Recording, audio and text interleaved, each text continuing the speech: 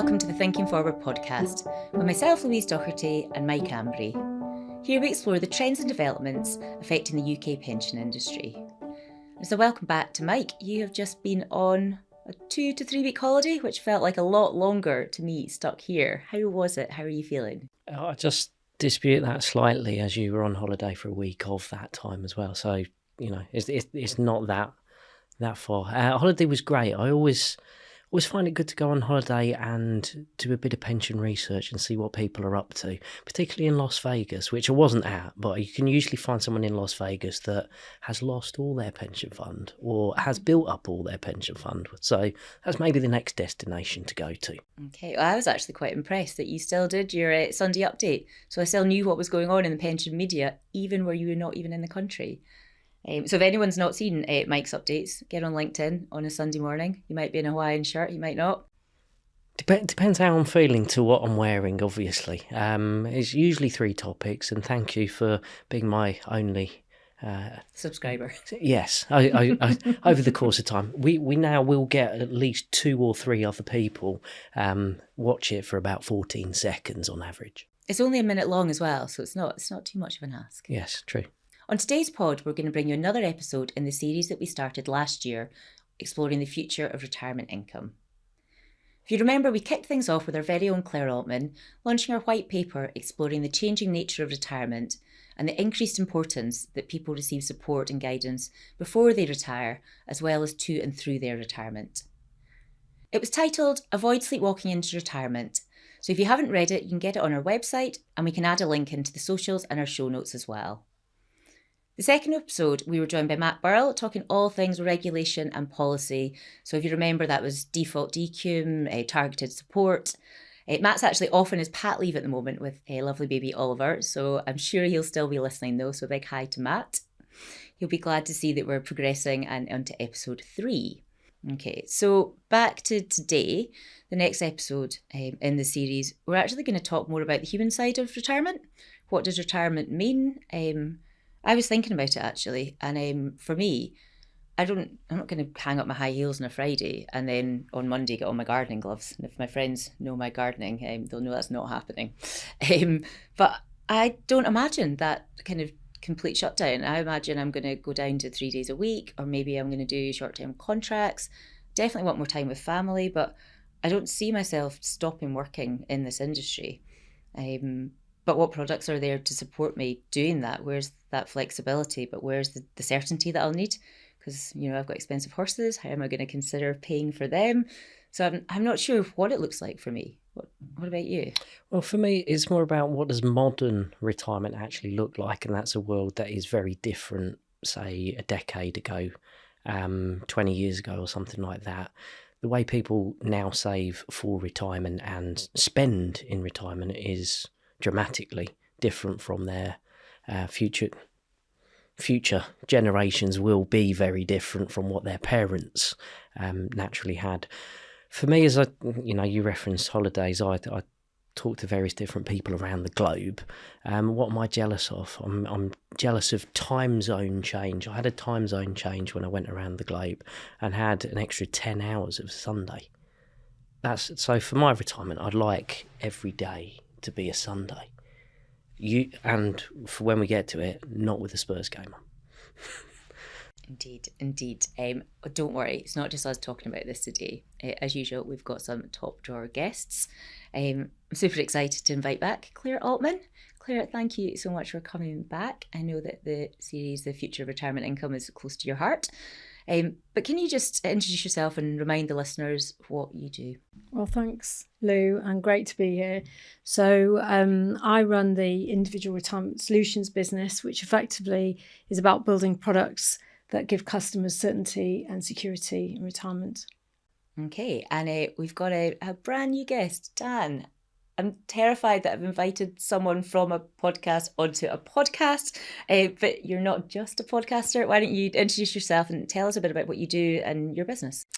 Yeah, I'm delighted to be in a proper studio, not just my office with a clip-on mic and recording this. So this is wonderful. Thanks for inviting me. So I'm a director of a regulated financial planning business called TFP Financial Planning. We do solely, exclusively work with people in retirement or approaching retirement, 55 plus, and thinking about everything to do with retirement. So our focus is not just on the money, on the human, and what they're looking to do and achieve, fears, aspirations, etc. And that really led me to launch the podcast, and to do so much more work off the back of that, understanding through real experiences working with clients, where their retirements have not gone quite right, where they're where they're really thinking about what to do next and how to do it. And it led me down the road of, I think, what we're going to talk about today, a lot of the non-financial stuff about retirement and working with them. So that's where a lot of my focus lies, both on the spreadsheet and on the human as well. So can't wait to dig in. Yeah, I think we're going to have kind of 3 topic areas today. So we're going to first chat about this modern retirement. It's a term I've heard more and more people using. So we're going to talk about that. We're going to talk about services, products, what might we need for these future retirees? And then lastly, the question everyone seems to ask just now, we're going to talk about AI, we're going to talk about tech, we're going to talk about the future of our industry. So yeah, we'll kick things off. If I said to you, Dan, the modern retirement, what does that mean to you? Mike summed it up pretty well, actually. I think, to me, this retirement is so different. It's not just a modern retirement, it's a completely new retirement. Retirement, as you've probably talked about, is this man-made concept. We've given it a name. It's 100 odd years old. But people retiring today are retiring in a way that no other generation has retired. So they've got no blueprint. They've got no framework. They can't even look at their parents, really. And that's both from a financial point of view. Obviously, the financial setup is completely different. The weight of money is on the shoulders of the individual now, not a life insurance company providing them an income as much anymore. And also, the lifestyle that they want to lead is so much different from their parents and their grandparents. So I call these are first generation retirees. I think they are first generation modern retirees. I've kind of dubbed them first generation retirement rebels, I think is what I say, because retirement is not a thing that they're going to do in the sense of the dictionary definition. So a modern retirement is unknown, it's messy, it's completely human, and it actually involves so much more than any other generation has had to kind of endure.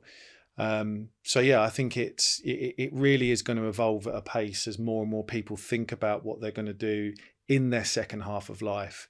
And as you said, Louise, I think it will be working and and meaning and understanding and giving back and all of this stuff that a lot of people have more aspiration to do than ever before. Yeah, I love when you talk about the second half of life. We were talking earlier actually about a campaign our Irish business ran, and it was, retirement wasn't used as a term, it was second life.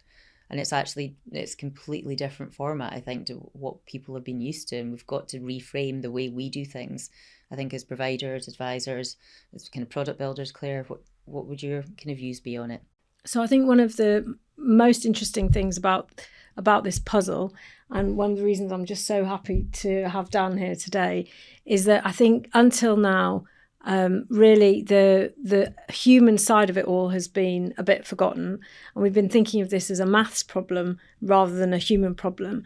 And I think for us the key thing is that we do have to think about how people feel in retirement, and if we don't think about that, we're just not going to deliver in the right way.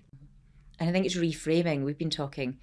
I was talking to someone, a colleague, about accumulation and decumulation, and I was like, that's not it. It's people are saving money and then they're spending money.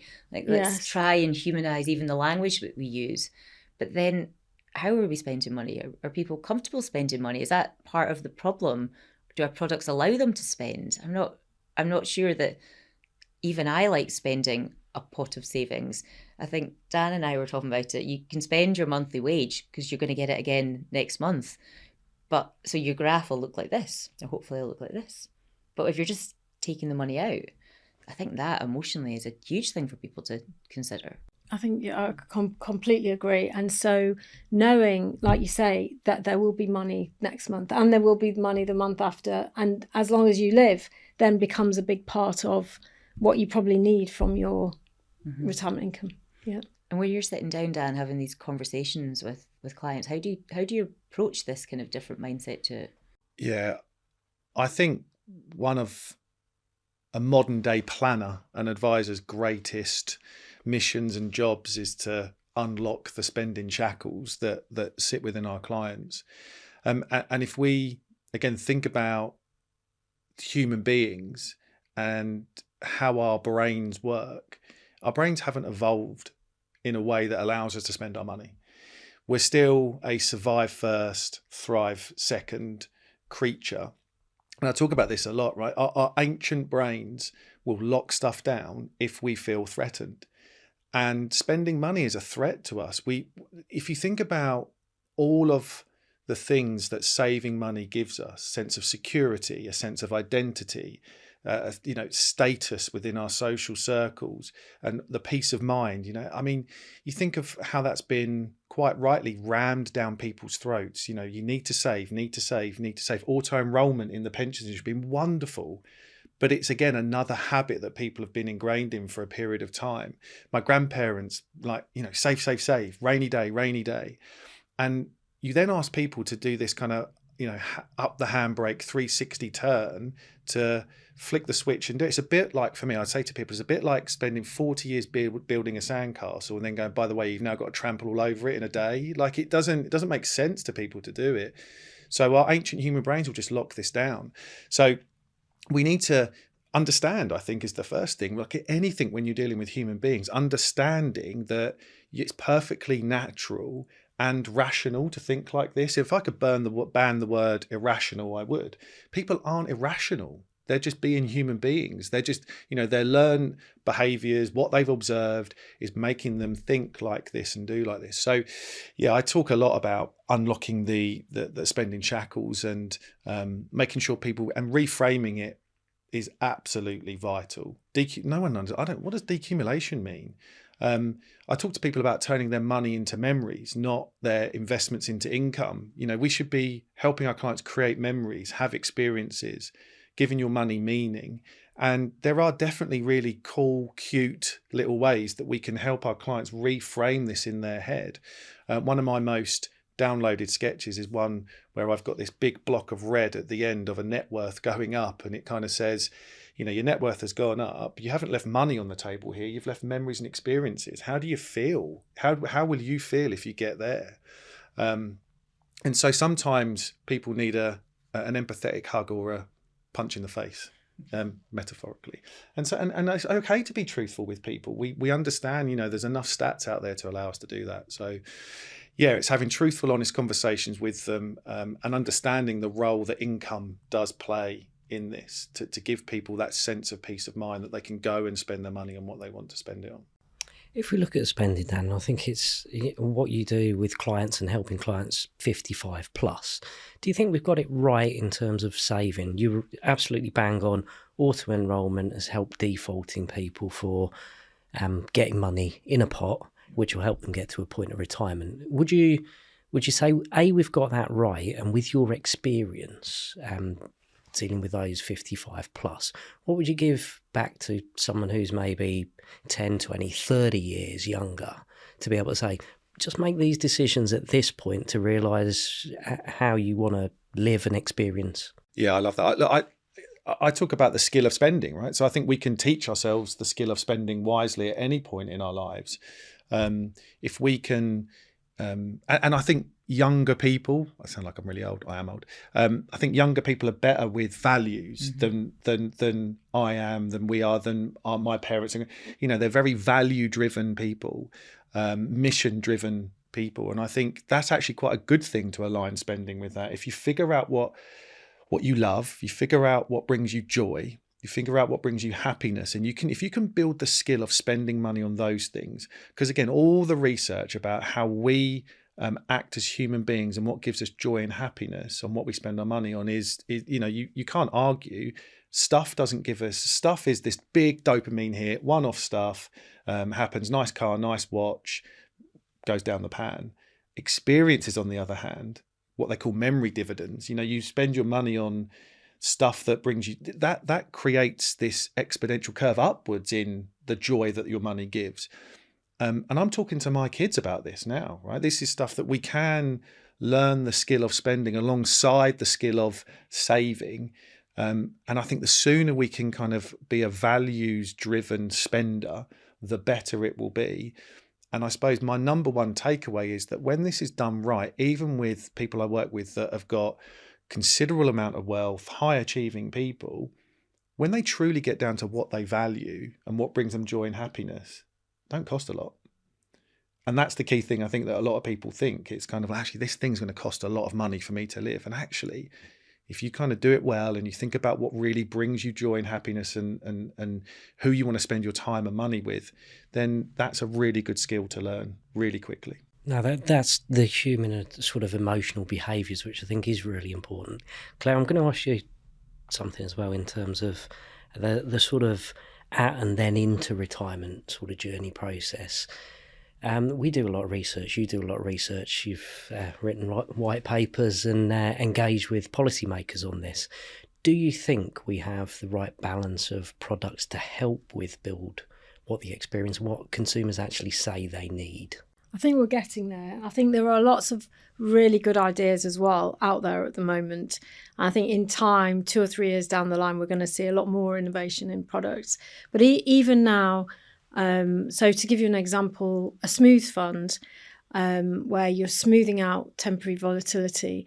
For somebody who gets very nervous by ups and downs of the market, this is a fabulous product for them, because it means that rather than when markets drop, you panic and you pull your money out, you just leave it in there and then you ride the upwards trajectory as well. So there's lots of good products out there, I think, but I think we will definitely see lots of innovation coming down the pipe, actually, and we'll have this conversation, I hope, again in a year or two, and let's see where we're up to. I think you're totally right, and we should do that because as legislation's going to change over the next 6 months, I'm pretty excited about that. And I think we could have this same conversation with saying, what are the products? What are the support? What's the guidance? What's out there from advisors now to change that world? And does modern retirement actually blend in with that going forward? I think the very cool thing at the moment is you've got Department for Work and Pensions very focused on outcomes, and you've got an FCA really wanting to break the mould and do things differently and support customers. And those two things together, I think, are a recipe for getting this really right, actually. Yeah. And I think when you roll that into the kind of role of advice and guidance, where that line is, what we can do for those that aren't seeing advisors, it is a really exciting time and so much change coming through. Definitely. Yeah. Dan, do you feel that in your business, and thinking about as an advisor, do you feel your roles changed from when you started doing it to what it looks like now? Yeah, I mean, I've only really been doing it for 7 years. And I mean, I was fortunate when I come in I've been part of the financial services industry ever since I realised I wasn't very good at cricket or golf and I needed to get a proper job. And so I joined and become a financial planner 7 years ago. And I was fortunate in that I didn't have the baggage. I mean, I knew what I wanted to do. I travelled the length and breadth of the country speaking to financial advisors.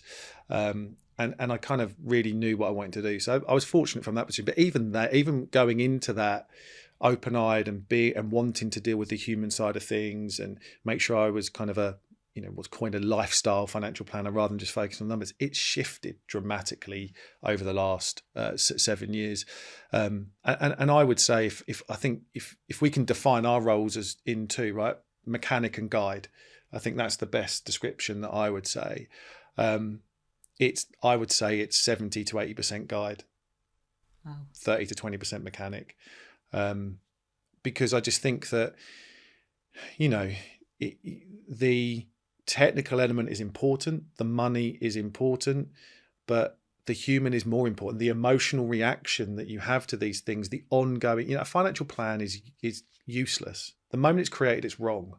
It doesn't, because the real world just then happens. Ongoing guidance, ongoing planning, reacting to emotions, reacting to tariffs and market volatility and all of that stuff that comes about, reacting to life circumstances.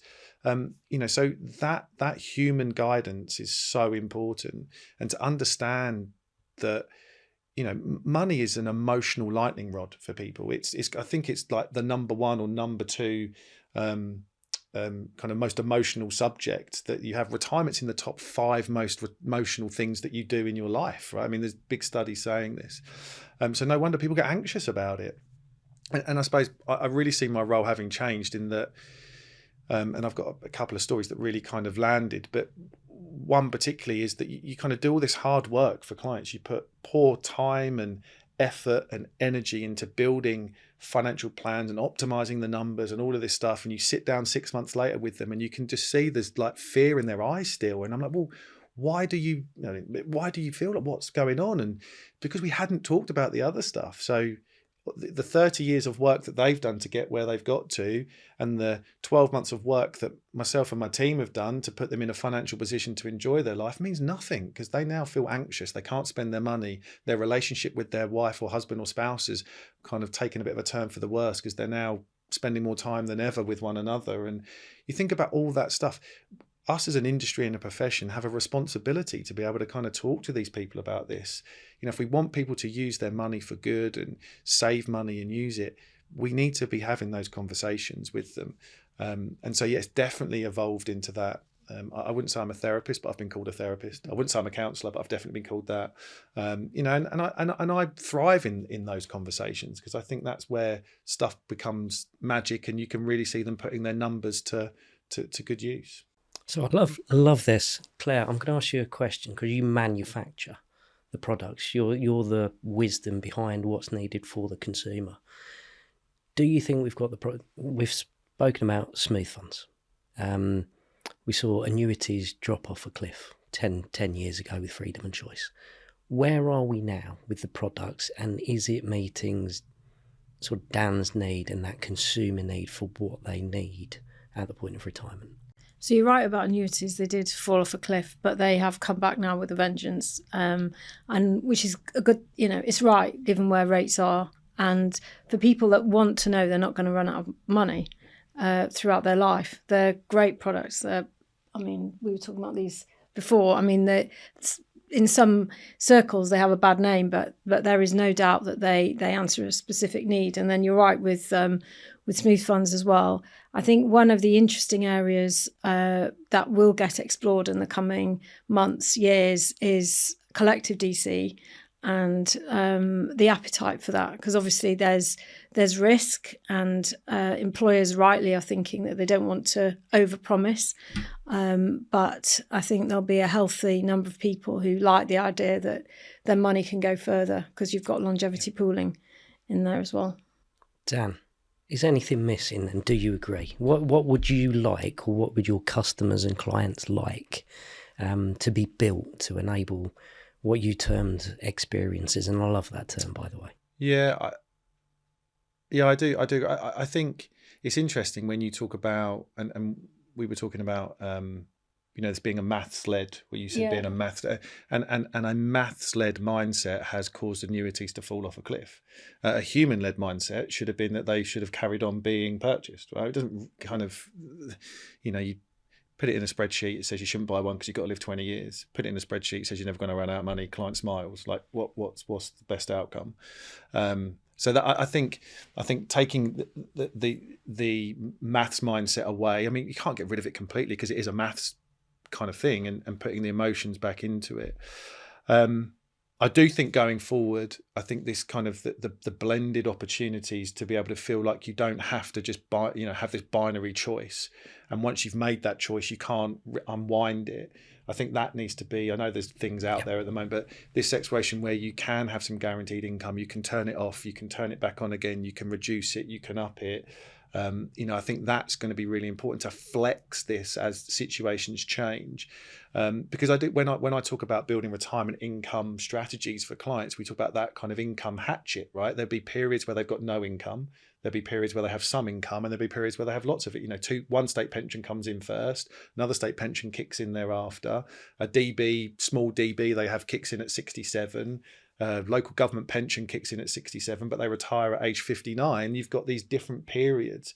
So to be able to flex guarantees and that will be really, really important for people going forward. And that will really help with unlocking the spending, dealing with the emotions, and giving someone just a bit of a roadmap.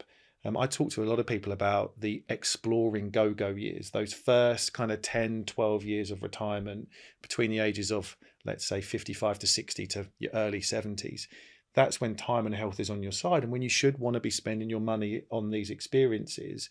And that's when you want the most flexibility, the most opportunity to draw money, but knowing that you can build in some guarantees. And when 2 state pensions are in and turn on a bit more guaranteed income, if you know at 55 and 60 you can lock that in at some point in the future and you're going to not run out of money, that would be wonderful.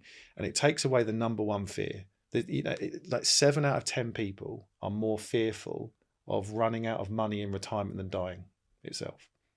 And the big study was done in the States on this.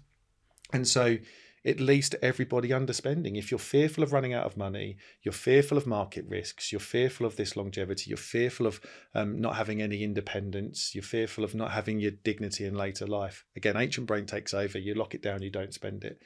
But I think between us as advisors and you guys as product providers, we can actually, I don't think it's particularly difficult. I mean, it is and it isn't, but we can take away a lot of those fears and help them with this real flex opportunity. And I think as retirement has moved on to a much more flexible approach, working part-time, not working a little bit, consulting, I've got people in retirement that have very unpredictable earnings. They're in retirement, they're great people, they do a bit of consulting, they earn a bit, but they're unpredictable. Having that flexibility to match income taking from pensions to earnings that they might be getting, to not push them into a higher rate tax banding and stuff, I think that flexibility is going to be hugely important for a modern retirement. I completely agree with you. I guess the thing for me that sort of stands the test of time is people want to have protection. They also want to have the ability to flex and decide on what they're going to do during retirement in, as you say, some active years, some less active years. I guess regulation as it changes, I'd say people that are advised, take up advice, probably are more able to take that fix and flex mentality. We're going to start looking at default decumulation options. We're also going to start looking at targeted support. We'll also see dashboards coming around with more information to consumers to understand what they're building up and then what can they do with that money. I guess my question is I'm quite optimistic that the advisor community will survive and thrive through that, but equally will guidance kick in and help support that and drive that vision of the modern day retirement, having that sort of fix and flex? Yeah, I think we need to give credit to ourselves, right? I think we shouldn't really, I'm not saying we, you, I do this, but we shouldn't really think that the public don't understand anything, right? People that don't get any advice or don't want it, I mean, they're a group of people that they know their lives, right? They live their lives. They know their situation. There's many people that could go and get advice that don't because they don't see the value. There's people that can't get advice that want it, and there's people that will never get it. So I think we have to give people a bit of credit in terms of they understand their lives and what, and I think the opportunity that we have as a profession and an industry is to provide more education. There's the world is at our fingertips now. We're a chat GPT search engine away from understanding this stuff in a bit more detail. You can now, I've done it the other day playing around, you can now build a model in about 30 seconds. You just feed in your information to chat GPT and it will build you a sustainable income model, Monte Carlo, Yep. This stuff is there. And if we can help change the language, like again, the whole decumulation, if we can kind of make it more human, make them understand it, I think people will want to self-educate them. It's their life, it's their money. I've got clients that I look after that when I first work with them, they're like, I don't want to know about this stuff. I just want you to deal with it. And they do want to know about it. It's their life. They've worked hard. So I think there is a huge opportunity for us to be more educational, more thought leading, and understand the human at the end of it in the way that we communicate, in the way that they absorb the information, because I do think that will absolutely feel that there's an ability to feel it like there's never been before, with guided advice, with product-led stuff that is more default, more automated, that actually will do an amazing job for the vast majority of people in our country. and we can, as a voice, we can deliver that to them. Yep. Claire, I'm going to ask you the same thing. So the regulation, you've spoken about CDC, you've spoken about default decumulation. You've also pushed this with policymakers as well, and the response has been really, really positive to evolve this. Are we now starting to solve this issue of what people need to do at retirement? We've got the products, we've got the availability. Is it just now time that we need the legislation to come in? We need targeted support to come in, and with high quality advisors and guidance, we just need to use it realistically. I think that's probably true, and I love your description of actually why we think that people don't kind of want to engage more, and that I completely agree with you. It is their lives, and we can make the information available in a very straightforward way. I'm sure that it will be consumed in that way, and the same if we can give them tools to be flexible, and all of that exists right now, and then it's just about applying it in the right way. So is it just time now that we need to speed up a little bit? These ideas are just beginning, and we're going to just see more of this. A kind of combination of the products being available in a more accessible way, and then overlaid with targeted support and other ways to communicate. So the future. I mean, we've touched on it already a little bit. ChatGPT, LLM. I mean, AI. How do you think you'd like to use it in your business? I hear really different things when I talk to advisors about it. Some are like, no, I don't need that, and others are completely integrating it in everything that they do. So it'd be great to hear another opinion on it. Yeah, I heard something, I don't know, a couple of months ago. No, I'm going to get this wrong, but something it's like, I don't want AI to write me a blog. I want it to do my hoovering and ironing. So it's kind of that, I think it's like, so I think AI or modern tech is and has and will continue to solve kind of low-hanging tasks, right? I think it will absolutely do that for us as a business. I do think the exciting stroke bit trepidation type stuff is when it does start evolving a little bit more, and I think it will do really quickly into planning and income, and so again, I think about what I just done with ChatGPT and fed in some of these scenarios, and it actually done it quicker than our planning software.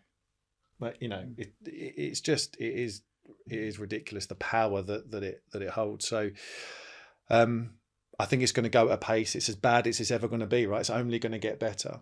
So I think adopting it now allows us to spend. The great thing for me is it allows me to be more present and spend more time with people. So I'm no longer in a meeting worrying about what they're saying. I can actually look them in the eye and take it in without thinking, oh, that was a really good moment, I better just quickly write that down. I've got nothing. I don't have anything in my meetings. So I'm just, apart from my phone sitting over the side there that's recording this conversation on a wonderful piece of software that's specifically designed for advisors, that gets all of the things that it needs to get from it. So I'm much more present. I feel like it's proper coaching, proper advice, proper conversations with people. I can understand and listen. I'm properly listening. There's a difference between kind of hearing and listening, right? And I think that's where it's been truly transformational for us. It also allows the team to get a better understanding of the client, that they're recorded in voice, they're recorded in notes. I encourage our team to look through the notes and before they speak to a client, listen to them, understand them. So the conversations on the phone have gone up a level with our client experience team and our clients. So yeah, I think it's going to be really good, and then I think it will evolve into planning for us and into income. And I think what becomes really exciting is when it evolves into the direct to consumer space as well, when they have an ability to take control of their lives, to log on. I mean, I say to people, like, I don't do anything that you can't do. Like, I haven't got a magic formula. I've got some experience and some wisdom, but deep down, you can do everything I do. You just want some help and guidance and some support. But I think that when that stuff gets out to clients in a way that it's intuitive, it speaks to them as humans, that's when it's going to really be transformational for product providers. For if we are passionate about helping people, advisors should embrace this, because there will always be people that won't want to do it and work one-on-one with people. There'll be more than enough of those, but we should embrace this, work with you guys, work with the public, educate them, and then make sure that they can absorb this stuff and take it in a way that makes sense to them. So I think that's when it starts being really exciting. So I'll say with that is, I'll say financial coaching then has evolved, if you agree that, Dan. And do you... My takeaway from that is financial coaching is now spending more time to understand what a customer wants, and technology isn't going to replace an individual. Actually, you've done a lot of years of experience to understand the industry, and you're replaying that back to someone to guide them, help them, support them, and then advise them to make the decisions which I agree ChatGPT can present, or any guidance can present, but it's not going to replace the advisor that is there to then say, yeah, you're right, or these are the other options, and these are the other products that are available to be able to do, if I understand that correctly. Look, our business models need to, like the way that I mean, we charge fixed fees. I don't like percentage fees. I'm going to come across very people won't like that, but I don't like them. I don't get the more money you have, the more money you pay type scenario for advice, right? You have £1 million, it's the same service as someone with 500 grand. They pay twice the fee, right? What does that mean? But I do think our business models will have to rapidly evolve. I see a time where the client will go and do some of the heavy lifting because it's their life. What they'll want to come in is have a 2-hour coaching session on their income plan and numbers, where we can sit down with a flip chart, and take it off the tech and sit down and talk about this stuff. Like, who says that we need to make sure that we have this ongoing relationship all the time with people? Like that's kind of, advisor business models are built off this really wonderful kind of cushion that is this ongoing fee that's been paid. That needs to change. I mean, it's just not going to hold up in a modern world. So how we help and support and guide people will rapidly change. I think we were speaking earlier on, I think there's the blockbuster Kodak moment coming for the advice and planning profession, where we need to think very differently. Some of the most transformational meetings I've had with my clients, I've sat in the chair and they've been on the flip chart, right? They've made the decisions. They've said a few things, and I've gone, actually, do you want to get up there and sketch? But I've got people to do sketches. I've gone, sketch what that means out, or let's talk about what you want to do and write your top 10 down. And I want you both to talk about, like, that's, empowering people to make decisions makes them take action, right? If I tell someone to do something, they're less likely to do it than if they think about it. That's me kind of being a parent as well, right? That's kind of coaching mindset, though, isn't it? It is coaching. And I think that's what we are. I think we are deep down, when you take the numbers away, because the numbers are gradually getting taken away from us in terms of, the value that we can add and all of that stuff. We were the gatekeepers to investments at one point. Then that got commoditized and democratized. Like, it's just, all of it's moving, and it will all will be left is the time with our clients. And how can we make them transform their life through the means of their money and their retirement and their income? And I think our models will have to drastically change. So I can see one-off engagements. I can see, typical kind of coaching services that come along, where, the tools that I have, the cash flow planning tools, the platforms, the investment propositions, will all be available to the client at the same price, right? That's just going to happen. So then we add value by bringing it all together and having those really good, deep, meaningful conversations. Claire, for you, anything on AI and technology that you think could give more to a customer or give more to financial coaches? I think it's terrific, actually. I'm just super excited about it. And at the end of the day, the biggest point for me seems to be that it will reduce cost, and you'll end up giving more back to a customer because you'll be absorbing less. Technology will be taking up the slack, and somebody will just get more for their money. I mean, truthfully, I think that's the way it will go. So for me, I think it's there'll be a period of transition, but in the end, it really will be a good thing. Mike wants me to ask a crystal ball question. Always need a crystal ball question, you know this. And we've just had a great chat about the future and what we think is coming. So if there was one thing that you think will help in the next 5 years to help modernise this retirement puzzle, what would it be?